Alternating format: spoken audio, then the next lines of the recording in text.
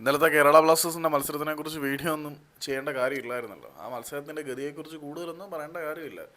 നിലാവത്തൊഴിച്ചു വിട്ട കോഴി വസന്തം വന്ന കോഴികളെ പോലെ ഗ്രൗണ്ടിലൂടെ അങ്ങോട്ടും ഇങ്ങോട്ടും പന്തും കൊണ്ട് ഏതാണ്ടൊക്കെ കാണിച്ചുകൊണ്ട് നടക്കുന്ന ഒരു കോമാളിക്കൂട്ടം.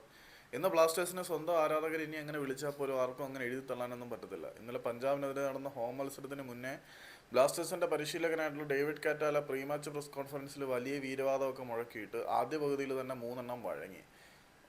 ഒരു ഓഫ് സൈഡ് റഫറി വിളിച്ചില്ലായിരുന്നെങ്കിൽ ആദ്യ പകുതിയിൽ തന്നെ 4 കിട്ടിയേനെ. രണ്ടാമത്തെ പകുതിയിൽ ഫാലോവിൻ്റെ ഒരു കോർണറിൽ കൂടി ഒരു ആശ്വാസ ഗോൾ നേടിയെന്നത് മാത്രമാണ് ബ്ലാസ്റ്റേഴ്സിന് പറയാനുള്ളത്. പിന്നെ ബിന്ദാസിനെ പോലുള്ള താരങ്ങൾ അത്യാവശ്യം നല്ല രീതിയിൽ കിക്ക് എടുക്കാൻ പഠിക്കുന്നുണ്ട്. എന്നിട്ട് പോലും മോശം സബ്സ്റ്റിറ്റ്യൂഷനുകൾ നടത്തുന്ന കാറ്റാലയുടെ പരിപാടി അവസാനിച്ചിട്ടില്ല എന്നുള്ളത് സങ്കടം നൽകുന്നുണ്ട്.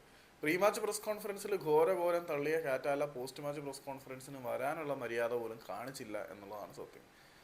ഇന്ത്യൻ അസിസ്റ്റന്റ് കോച്ചിനായിരുന്നു പോസ്റ്റ് മാച്ച് പ്രസ് കോൺഫറൻസിന് മാധ്യമങ്ങളെ അഭിമുഖീകരിക്കാൻ വേണ്ടി പറഞ്ഞു വിട്ടത്. കാരണം പ്രീ മാച്ച് പ്രസ് കോൺഫറൻസിൽ അത്രമാത്രം തള്ളിയിട്ടുണ്ടല്ലോ.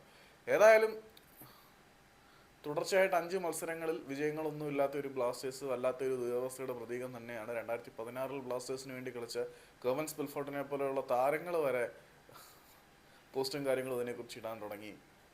പത്തറ്റിക്. എത്ര ദയനീയമാണ് ഈ ഒരു ക്ലബിൻ്റെ അവസ്ഥ. ബ്ലാസ്റ്റേഴ്സിൻ്റെ ആരാധകരായിരിക്കുമ്പം പണ്ടൊക്കെ എന്ന് പറഞ്ഞാൽ ഒരിക്കലും അവസാനിക്കാത്ത ട്രോമകളായിരുന്നു നമുക്ക് കിട്ടുന്നത്. ഇപ്പം എന്താണെന്ന് അറിയത്തില്ല, ഇതിനോടൊക്കെ അങ്ങ് പൊരുത്തപ്പെട്ടു പോയി.